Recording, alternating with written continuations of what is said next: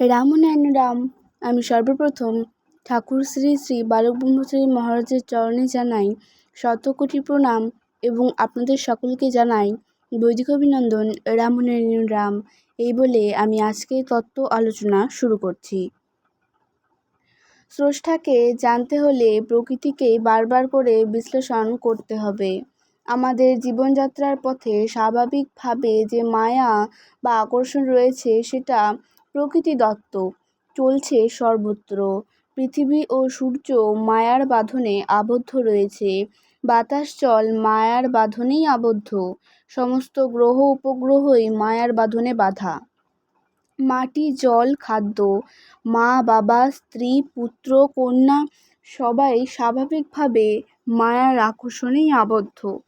সবাই আমরা জেনে বা না জেনে আকর্ষণের পথ দিয়েই চলেছি। এই যে বিভিন্ন ইন্দ্রিয়ের আকর্ষণ, খাদ্যের আকর্ষণ, যশ মান প্রতিষ্ঠার আকর্ষণ, এদের মাধ্যমেই সবাই প্রাকৃতিক নিয়মে বিরাট মহামায়ার সঙ্গে মিলিত হওয়ার জন্য তৈরি হচ্ছে। প্রকৃতিদত্ত এই মায়া ছাড়বার প্রশ্নই ওঠে না, দরকারও নেই। এই মায়ার মাত্রা ঠিক, সম ফাঁক লয় ঠিক। জীবনযাত্রার পথে সমতালে, সমভাবে, সমমাত্রায় চলতে হবে। আবার যে মায়ায় মাত্রা ভুল হয়, লয়ে ভুল হয়, সেই উৎকট মায়া অবশ্যই ত্যাগ করতে হবে। প্রকৃতির স্বাভাবিক রীতিনীতির মাধ্যমে আমাদের বুঝিয়ে দিয়েছে কোনটা গ্রাহ্য আর কোনটা ত্যায্য। সূর্যের সাথে চোখের যোগাযোগ আছে বলেই প্রখর রোদে সূর্যের দিকে তাকিয়ে থাকলে দৃষ্টিশক্তি নষ্ট হবেই। এই সংসারের সব কিছুর মাঝে থেকেও এমন একটি মাত্রার মাঝে নিজেকে সুপ্রতিষ্ঠিত রাখতে হবে যাতে কোনো সংসারের ছোঁয়ায় আমাদের আটক করতে না পারে। প্রকৃতি স্বয়ং নিজেকে দৃষ্টান্ত দিয়ে আমাদের প্রত্যক্ষতার মাঝে শান্তির পথ দেখিয়ে যাচ্ছে, সমতার সুর শিখিয়ে দিচ্ছে, নিঃস্বার্থভাবে সেবা করার মহড়া দিয়ে যাচ্ছে। যেদিন প্রকৃতির আদর্শে তার দৃষ্টান্ত অনুসরণ করে সেইভাবে চলতে পারব সবাই, সেদিন আমরাও মহাকাশের মহাকর্মীদের মতো স্নেহে, প্রেমে, তেজে ও বীরত্বে উজ্জ্বল হয়ে উঠতে পারব। আমরা তো তাদেরই উত্তরপুরুষ, তাই তাদের নিয়ম মেনেই চলতে হবে। আলো, জল, বাতাসের মতো নিঃস্বার্থভাবে জাতি ধর্ম নির্বিশেষে যার যার ক্ষমতানুসারে আপন কর্তব্য করে যেতে হবে। নদীর স্নিগ্ধ ধারায় ডুব দিয়ে স্নান করলে যেমন শরীরের সকল ক্লেদ ও গ্লানি দূর হয়, তেমনি প্রকৃতির স্বচ্ছ গতির ধারায় মুক্ত অন্তর দিয়ে কাজ করলে সব কিছু প্রকৃতির মতোই স্বচ্ছ, সহজ ও সরল হয়ে যাবে। বিবেক ও চৈতন্যের নির্দেশে সব কিছু চালিত হলেই জেগে উঠবে নবজাগরণের সুর। সেই সুরের সুরধ্বনিতে সকল সমস্যার সমাধান হয়ে দেশে আসবে সত্যিকারের শান্তি ও শৃঙ্খলা। প্রকৃতির এমন সুন্দর নিয়ম যে সহজাতভাবে আমাদের সব কিছু প্রয়োজন মতো চলে আসছে। প্রকৃতির সেই সহজ গতির সাথেই আমাদের গতি মিলিয়ে চলতে হবে। প্রকৃতির সত্তা আর আমাদের সত্তা যে একই সত্তার সত্তা, সেটাই শুধু উপলব্ধি করতে হবে। সবাই এখানে এসেছে জল, বায়ু ও তেজ থেকে, আবার মৃত্যুর পর দেহ মিশে যায় সেই পঞ্চভূতেই। তাই এদের স্বরূপকে জানলেই যার যার স্বরূপকে জানা যাবে। এভাবে প্রকৃতির প্রকৃত রূপকে জেনে সবাই যাতে স্বরূপকে জানতে ও বুঝতে পারে তেমন পরিবেশের সৃষ্টি করতে হবে। প্রকৃতি বারবার করে আমাদের জানিয়ে যাচ্ছে যে সৃষ্টির অনন্ত রূপের মাঝেই রয়েছে তোমার আমার সত্যিকারের রূপ।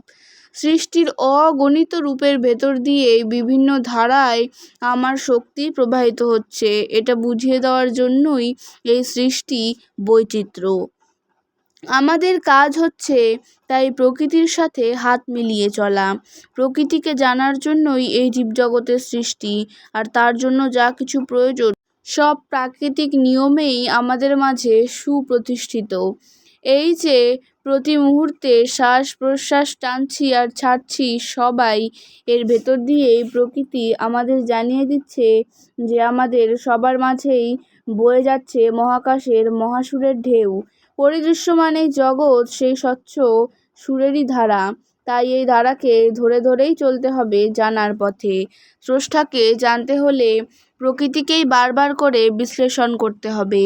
প্রকৃতিই হচ্ছে মহাকাশের মানচিত্র। এই মানচিত্রটি ভালো করে বিশ্লেষণ করলেই জানতে পারবে কিভাবে চলতে হবে, কখন কি করতে হবে, কোনটা ছাড়তে হবে, কোনটা রাখতে হবে, মহাকাশের ভেতরে কি আছে কি নেই। শুধু আকাশপানে তাকিয়ে থাকলে কোনো দিনই তার হদিশ পাওয়া যাবে না। তার জন্য পৃথিবীর দিকেই তাকাতে হবে, নিজেকেই বিশ্লেষণ করতে হবে। জীবের গতিবিধি ও কার্যকলাপ সবই জগতের সাথে মিলতির সুরেই রয়েছে। জন্ম থেকে মৃত্যু পর্যন্ত দেহ যেমন স্বাভাবিকভাবে এগিয়ে চলেছে বার্ধক্যের দিকে, মনের পরিণতির দিকটাও ক্রমশ ক্রমশ প্রকৃতির বিধিব্যবস্থা অনুযায়ী এগিয়ে চলেছে। প্রকৃতিই তাকে টেনে নিয়ে যাচ্ছে। প্রাকৃতিক নিয়মেই বিভিন্ন অবস্থার মধ্য দিয়ে বীজ, ফুল ও ফলে পরিণত হচ্ছে। কিভাবে হচ্ছে, কোথা থেকে হচ্ছে, সবটাই যেমন রহস্য, জীবনের চলার পথও সেরকম রহস্যময়। একই মাটির রস টেনে খেজুর গাছ দিচ্ছে মিষ্ট রসের ভাণ্ডার, আর নিম গাছ দিচ্ছে তিক্ততার স্বাদ। তাই প্রকৃতির সর্বত্র একটা সজাগ চেতনা যে কাজ করছে তা ধরে নিতেই হবে। এভাবেই চলছে পরিবর্তন ও পরিবর্ধনের মাঝে সৃষ্টির সব কিছু। প্রকৃতির যে অলিখিত বিরাট গ্রন্থ আমাদের সম্মুখে উন্মুক্ত হয়ে আছে, সেদিকে একটু খেয়াল করলেই বোঝা যায় প্রকৃতি কিভাবে প্রত্যক্ষ দৃষ্টান্তের ভেতর দিয়ে আমাদের স্বরূপের পরিচয় প্রকাশ করছে, আমাদের সজাগ করার চেষ্টা করছে। তবু আমরা অন্ধ হয়ে আমাদের স্বরূপকে ভুলে আছি। এই যে সূর্য একবার অস্ত যাচ্ছে, আবার উদিত হচ্ছে, ভাটার টানে সাগর কোথায় নেমে যাচ্ছে, আবার জোয়ারের জলে ফুলে ফুলে উঠছে। নদীতে কখনো মরুভূমির চর, আবার কখনো বা দুকুল প্লাবী বন্যা। পাহাড় পর্বত ভূমিকম্পে বিধ্বস্ত হয়ে পড়েছে, আবার মাথাচাড়া দিয়ে উঠেছে ভূমিকম্পে। ঋতুচক্র বারবার করে ঘুরে ফিরে আসছে। এইসব আবর্তন বিবর্তন আর পরিবর্তনের ভেতর দিয়েই প্রকৃতি বুঝিয়ে দিয়ে যাচ্ছে আমার ক্ষয় নেই, লয় নেই, আদি নেই, অন্ত নেই। জীবজগতে কতভাবে আমাকে প্রতিষ্ঠা করেছি, খণ্ড খণ্ডভাবে অখণ্ড ক্ষমতা সৃষ্টি করেছি, কতভাবে তা বিকশিত হচ্ছে, সেসব দেখে তোমরা নিজেদের গড়ে তোলো। মনে রেখো, আমার দেওয়া ক্ষমতায় তোমাদের জন্ম, তোমাদেরও তাই লয় নেই, ক্ষয় নেই। সেই ক্ষমতার অপচয় করো না, লোভে মোহে ডুবে যেও না। এখনও সাবধান হও, যে স্বাধীন ক্ষমতা দিয়েছি তোমাদের তার অপব্যবহার করো না। যে প্রাকৃতিক নিয়মের ধারাতে আমরা স্বাভাবিকভাবে প্রাণ, বুদ্ধি, শ্রবণ, দর্শন ইত্যাদি ক্ষমতা পাচ্ছি, সেই নিয়মের ধারাতেই সবার মাঝেই সেই অন্তর্নিহিত শক্তির স্ফুরণ হবে। মেঘের যে গর্জন, জলের যে কলকল শব্দ, বিদ্যুতের যে ঝলকানি, সেই সব সুর মন্থন করেই জানতে হবে বিশ্ব রহস্য। কিভাবে কোন পথে গেলে শক্তি স্ফুরণ হবে, তার নির্দেশ যার যার সহজাত বুঝ থেকেই পাওয়া যাবে। স্রষ্টা তার সৃষ্টির ভেতর দিয়ে সবাইকে জানিয়ে দিচ্ছে, এই সৃষ্টির প্রতিটি বস্তুতে আমার মহিমা প্রকাশিত। সেই প্রকাশভঙ্গি থেকেই তোমরা আমাকে জেনে নাও। আমি আছি তোমার প্রতি অণুপরমাণুতে জড়িত। সেখান থেকে আমার পরিচয় জেনে নাও, তোমার ও আমার স্বরূপ উদ্ধার করো। মনের দিকদর্শন যন্ত্রের দিকে তাকিয়ে যার যার ভেতরের সজাগের বাণী অনুযায়ী কাজ করে যাও। সফলতা অনিবার্য। কোনটা ভালো, কোনটা মন্দ, কোনটা গ্রহণ বা বর্জন করা উচিত, সে সম্বন্ধে কাউকে বলে দিতে হয় না। যার যার ভেতর থেকে জাগিয়ে দেয় এটা ঠিক, ওটা নয়, এটা ভালো, ওটা মন্দ। তা সত্ত্বেও অনেক সময়ে তোমরা হয়তো কুকর্ম করো।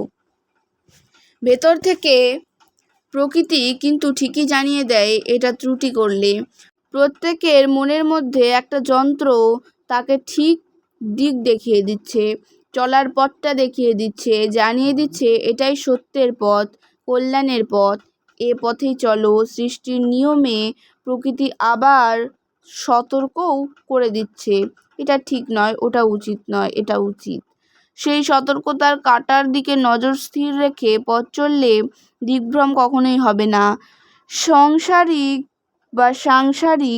ঝড়ঝাপটার মাঝে মাঝে পথ হারিয়ে ফেললেও আবার তাকে খুঁজে পাবে, গন্তব্যে ঠিকই পৌঁছবে। প্রকৃতির নিয়মগুলোকে যদি পুঙ্খানুপুঙ্খরূপে লক্ষ্য করা যায়, দেখতে পাবে চলার পথে কত রূপে সে সতর্কতার ইঙ্গিত দিয়ে চলেছে। এগুলো হচ্ছে প্রকৃতির সহজাত দান। প্রকৃতি আপনা থেকেই ভবিষ্যতের শুভ অশুভের ইঙ্গিত দিয়ে যাচ্ছে। কোনো কাজ করার পূর্ব মুহূর্তে যদি কোনো রকম দ্বিধাদ্বন্দ্ব না আসে, তবে বুঝবে সে কাজ ক্ষতিকারক নয়। আবার মনের কাঁটা যখনই স্থির না হয়ে দ্বিধাদ্বন্দ্বের দোলায় দুলতে থাকে, বুঝতে হবে সে কাজ করা ঠিক নয়। মনের সেই ইঙ্গিত কেউ ধরতে পারে, কেউ পারে না। অনেকে আবার ধরতে পেরেও সেই নির্দেশ মতো কাজ করে না। ব্যক্তিগতভাবেই হোক আর সমষ্টিগতভাবেই হোক, মনের ইশারা না শুনে হুজুগে মাতলেই হোঁচট খাবে।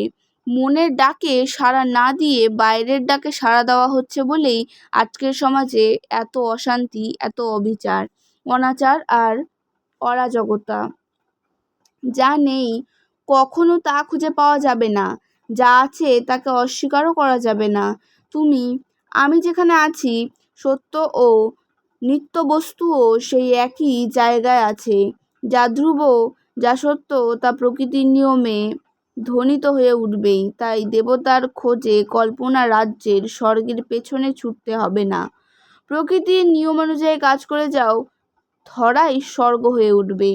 এই জীবজগতে প্রতিটি জীবকে, প্রতিটি বস্তুকে ভালো করে পর্যবেক্ষণ করো, তার মধ্যেই দেবতার পূর্ণরূপ খুঁজে পাবে।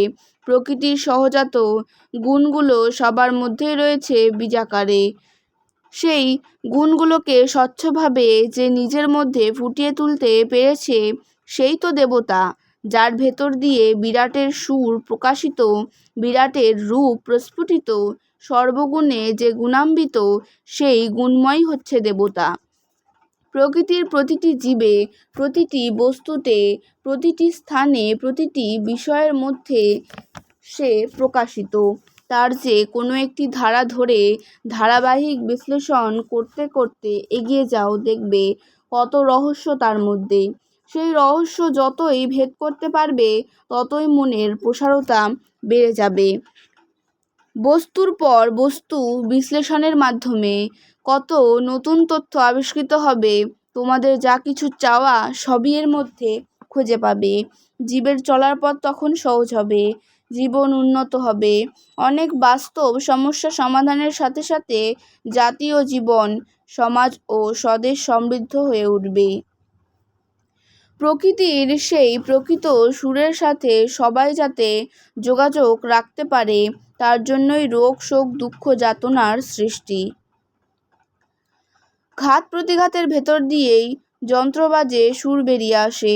মহাসুরের সাড়া পেতে হলে, বিশ্বের অগণিত বিষয়বস্তুর স্বাদ বুঝতে হলে ব্যথা বেদনার ভেতর দিয়েই চলতে হবে। এগুলো ছাড়া সুর জাগে না, শক্তির স্ফুরণ হয় না। প্রকৃতি এভাবেই প্রত্যক্ষতার ভেতর দিয়ে আমাদের কাছে নিজেকে প্রকাশ করে যাচ্ছে। ইচ্ছাশক্তির যে বিরাট ঝড় আমাদের দেহের মাঝে বয়ে যাচ্ছে, তাকে যদি একমুখী করা যায়, তবে অসম্ভবকেও সম্ভব করা যায়। এভাবে প্রকৃতিকে ভালো করে বিশ্লেষণ করো। প্রকৃতির গ্রন্থে ডুবে গেলেই সবার আয়ত্তে আসবে সেই সুর, যা হতে বিশ্বজগতের সৃষ্টি। তখন আর দেবদেবতা বা সিদ্ধিমুক্তির জন্য মাথা ঘামাতে হবে না। যা হবার প্রাকৃতিক নিয়মেই হয়ে যাবে। নিখিল বিশ্বই তখন হয়ে যাবে আমিময়। প্রতি বস্তুতে তখন নিজের সত্তার সাড়াই পাওয়া যাবে। বিশ্ব প্রকৃতির মাত্রার সাথে তোমার মাত্রা যখন এক হয়ে যাবে, তখনই স্বরূপের প্রকাশ হবে। বিশ্বসত্তার সম্বন্ধে সম্যক উপলব্ধি হবে। প্রকৃতির প্রকৃত রূপকে তখন জানতে পারবে। প্রকৃতি কাউকে ফাঁকি দেয়নি, বঞ্চিত করেনি। সব কিছু যাতে আমাদের স্বেচ্ছাধীনে চলে সেভাবেই প্রকৃতি হতে সব ব্যবস্থা করা হয়েছে। সৃষ্টির নিয়মে ঠিক জায়গায় বীজ পুঁতলে অঙ্কুর বের হবে, গাছ বড় হলে স্বাভাবিক নিয়মেই তাতে ফুল ও ফল হবে। আমাদের অন্তর্নিহিত বীজশক্তিরও তাই স্বাভাবিক নিয়মেই স্ফুরণ হবার কথা। তবু যে হচ্ছে না, তার কারণ সৃষ্টির নিয়মে সবারই স্বাধীনভাবে চলার অধিকার রয়েছে, সেখানেই সবাই ত্রুটি করছে। প্রকৃতির স্বচ্ছ দান যে স্বাধীনতা, তার অপব্যবহার হচ্ছে। এর জন্যে আমরা নিজেরাই দায়ী, স্রষ্টা দায়ী নয়। আমাদের বুদ্ধি স্রষ্টাই যোগাচ্ছেন এটা ঠিক, কিন্তু আমাদের স্বাধীন ইচ্ছা মতো সে বুদ্ধির ব্যবহার হচ্ছে। প্রকৃতি সেখানে হাত দেবে না, আমাদের স্বাধীনতা ক্ষুণ্ণ করবে না। ইচ্ছে মতো বুদ্ধি খাটাতে গিয়েই আমরা ভুল করি। প্রকৃতির সহজ স্বাভাবিক দান যে পরমার্থ, যেটা আমাদের সবার আয়ত্তে রয়েছে, আমাদের বুদ্ধির ত্রুটিতে স্বাধীনভাবে বুদ্ধি খাটাতে গিয়ে সেটা আমরা হেলায় হারাচ্ছি। তাই তো জন্মের আগের কথা ও মৃত্যুর পরের কথা সবই আমাদের কাছে অজানা। তাই তো চির অমর হয়েও ব্যবহারিক ক্ষেত্রে সবাই আমরা মরণশীল। আমাদের সাধনা তখনই সফল হবে, সৃষ্টির উদ্দেশ্য তখনই পূর্ণ হবে, জীব যখন স্বেচ্ছাধীনে নিজস্ব সত্তায় সর্বত্র সহজ স্বাভাবিকভাবে বিচরণ করতে পারবে। আবার মৃত্যু থাকবে তখন আমার নিজের হাতে, আমার গতি হবে সর্বত্র। অনন্ত বিশ্বজগৎ আসবে আমার চিন্তার মধ্যে, আমার দর্শন ও স্পর্শন আমার হাতে। এর জন্যে প্রকৃতির পাঠই গ্রহণ করতে হবে, প্রকৃতির সাথে হাত মিলিয়ে প্রকৃতির সুরেরই চর্চা করে যেতে হবে। যার যার বিবেকের নির্দেশ মতোই চলতে হবে জীবনযাত্রার পথে। আজ এই থাক। আজকের তত্ত্ব আলোচনা আমি এখানেই শেষ করছি। দেখা হচ্ছে পরের ভিডিওতে। ভালো থাকবেন, সুস্থ থাকবেন। রাম নারায়ণ রাম। প্রতিদিন এরকম নতুন নতুন ভিডিও দেখতে হলে আমার চ্যানেলটিকে সাবস্ক্রাইব করবেন এবং পাশে থাকা বেল আইকনটি প্রেস করবেন। ভালো লাগলে অবশ্যই লাইক, কমেন্ট এবং শেয়ার করবেন। ধন্যবাদ।